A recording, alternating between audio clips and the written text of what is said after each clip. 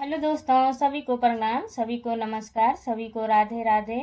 आप सबकी अपनी एजुकेटर साक्षी रजनीश आप सबका स्वागत करती है आरएस टारगेट एकेडमी में। हिंदी व्याकरण के बारे में आज हम पढ़ेंगे। हिंदी व्याकरण में वर्णमाला के बारे में। दोस्तों, क्लास फर्स्ट है, वर्णमाला की जानकारी आज हम लेंगे। आप लोगों को अच्छे से ध्यान से वर्णमाला पढ़ना है। दोस्तों, वर्णमाला में सबसे पहले हम ध्वनि पढ़ेंगे। क्या पढ़ना है बच्चों? सबसे पहले ध्वनि पढ़ेंगे हम। ध्वनि किसे कहते हैं ये जानकारी लेनी है हमें। उच्चारण की दृष्टि से भाषा की सबसे छोटी इकाई को ध्वनि कहते हैं। ध्वनि किसे कहते हैं? उच्चारण की दृष्टि से, जो बोल रहे हैं इसकी दृष्टि से, उच्चारण की दृष्टि से भाषा की सबसे छोटी इकाई ध्वनि होती है। फिर वर्ण किसे कहते हैं? तो वर्ण के बारे में अभी हम पढ़ेंगे। लिखावट की दृष्टि से भाषा की छोटी इकाई को वर्ण कहते हैं। मतलब अगर हम लिखते हैं उसकी दृष्टि से भाषा की सबसे छोटी इकाई को वर्ण कहते हैं, और उच्चारण की दृष्टि से भाषा की सबसे छोटी इकाई को ध्वनि कहते हैं। समझ में आ गया आप लोगों को बच्चों, या कोई कंफ्यूजन है तो आप लोग बताइए। कंफ्यूजन नहीं है ना?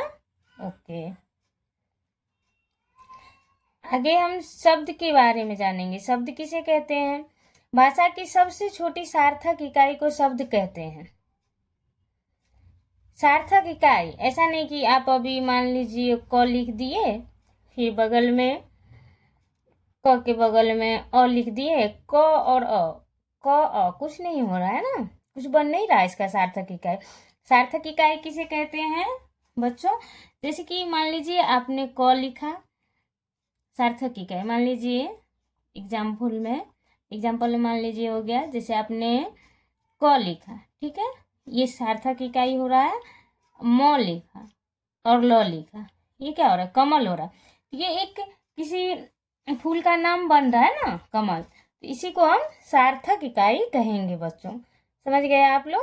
भाषा की सबसे छोटी सार्थक इकाई को शब्द कहते हैं। मान लीजिए क भी शब्द है, म भी शब्द है और ल भी शब्द है, तो ये सार्थक इकाई एक साथ मिलके एक वर्ड बन गया, एक फूल का नाम बन गया। हिंदी शब्द कहाँ से आया ये पहले जानिए। फारसी भाषा का शब्द है। हिंदी शब्द जो है ना, ये फारसी भाषा का शब्द है बच्चों। फारसी भाषा से ये उत्पन्न हुआ है। अब देखिए, हर एग्जाम में पूछा जाता है हिंदी दिवस के बारे में, किसी भी एग्जाम पूछ लिया जाता है हिंदी दिवस हम कब मनाते हैं। तो हिंदी दिवस हम कब मनाते हैं आप लोगों को पता है बच्चों?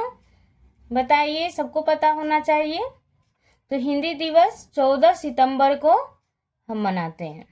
कब मनाते हैं? 14 सितंबर को। ओके बच्चों। इसके बाद विश्व हिंदी दिवस। विश्व हिंदी दिवस कब मनाते हैं हम? तो 10 जनवरी। ये भी होना चाहिए जानकारी बच्चों। अंतरराष्ट्रीय मातृभाषा दिवस कब मनाते हैं? इंटरनेशनल लेवल पे कब मनाते हैं मातृभाषा दिवस? 21 फरवरी को। आप लोगों को याद हुआ? हिंदी दिवस कब मनाते हैं? 14 सितंबर। विश्व हिंदी दिवस कब मनाते हैं? 10 जनवरी। और अंतरराष्ट्रीय मातृभाषा दिवस कब मनाते हैं? 21 फरवरी। इसको ध्यान में रख लेना है, याद करना है, किसी भी एग्जाम में पूछा जा सकता है हिंदी सब्जेक्ट में। इसके बाद है हिंदू शब्द कहाँ से आया? क्या आप लोगों के मन में आया है कभी, या आया होगा कि हिंदू शब्द आया कहाँ से? एक्चुअली हिंदू शब्द नहीं, कुछ हिंदू है ही नहीं, यहाँ है क्या, सिंधु से बना है। मेन शब्द क्या है? सिंधु।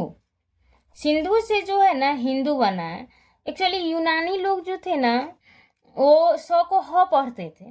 स को क्या पढ़ते थे? वो ह पढ़ते थे, इसलिए सिंधु को ही हिंदू शब्द वो लोग बोलते थे, इसलिए ये हिंदू शब्द बना है सिंधु से।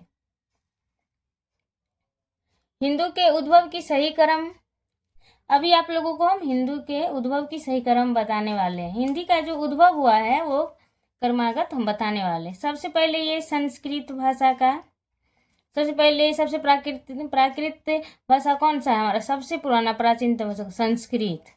इसके बाद पाली आया, इसके बाद प्राकृत, और इसके बाद अपभ्रंश, इसके बाद अवहट, इसके बाद हिंदी।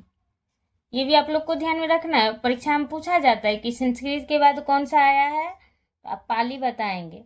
हिंदी से पहले कौन सा आया है? अवहट बताएंगे। तो सबसे पहले संस्कृत है, फिर पाली, फिर प्राकृत, फिर अपभ्रंश, फिर अवहट, फिर हिंदी। इसको याद कर लेना है बच्चों। आज जो हमने वर्णमाला के बारे में आपको जानकारी दी है, ये हर एग्जाम में पूछा जाता है, हिंदी सब्जेक्ट में हर एग्जाम में पूछा जाता है। बहुत इंपॉर्टेंट है बच्चों आप लोगों के लिए, चाहे आप कोई कॉम्पिटिटिव एग्जाम दे या फिर आप कोई ऐसे जनरल एग्जाम दे, उसमें पूछा जाता है बच्चों।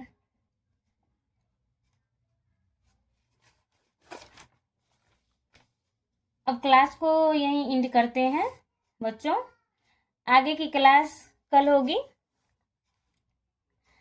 आप सबसे रिक्वेस्ट है बच्चों कि क्लास को लाइक करें, चैनल को सब्सक्राइब करें, एंड थैंक यू बच्चों। आपकी अपनी एजुकेटर साक्षी रजनीश।